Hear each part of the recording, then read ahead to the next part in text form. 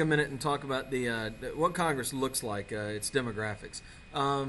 You have to be 25 to get elected to the House of Representatives and live in the district you're representing, or the state you're representing. And in the Senate, you have to live in the state and be 30. Just so let me get that out there. But there's two ideas of representation. One is called descriptive representation. And this is an argument that says the representation should look like the population. So if a country is 10%, or actually about 12% African American, as we are today, about 12% of Congress should be African American. If the country is half female, which is actually slightly more than half female, then slightly more than half of Congress should be female. And then, of course, you can look at other racial groups.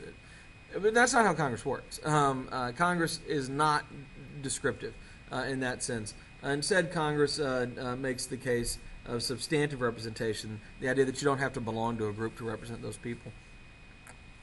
So let's take a look at what Congress looks like. And this is the Congress that sat from 2010 to 2012. So there's 435 House members and 100 senators. Of those, 87 are over 70. This is kind of a strange graph here because it doesn't seem to go in order. But it says 83 are between 40 and 49, 184 are in their 60s, 162 are in their 50s, and only 20 are in their 30s. You'll notice that 443 are male and 93 are female. This actually changed a little bit in the election, which was just 2 days ago, the 2012 election.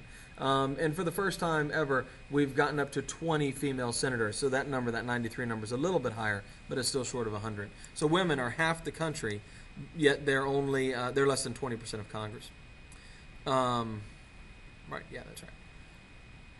You can see here, divorced 37, widowed 11, single 26. Incidentally, we also had the first openly gay senator elected in 2012. That was Tammy Baldwin of Wisconsin. 456 are married. That's very common. By the way, we have had an openly gay, a few openly gay congressmen. Barney Frank is the one here who has a domestic partner, but he's retired since this chart was made. You see at this particular time 287 Republicans, 247 Democrats, and 2 independents. Look at the ethnic breakdown. 43% African American, which is about 8% of Congress.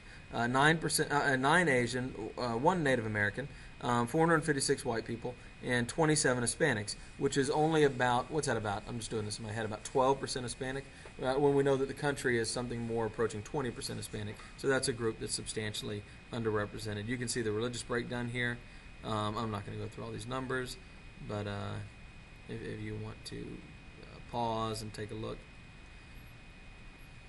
Anyway, that's a little bit about congressional demographics and the idea of substantive versus descriptive representation.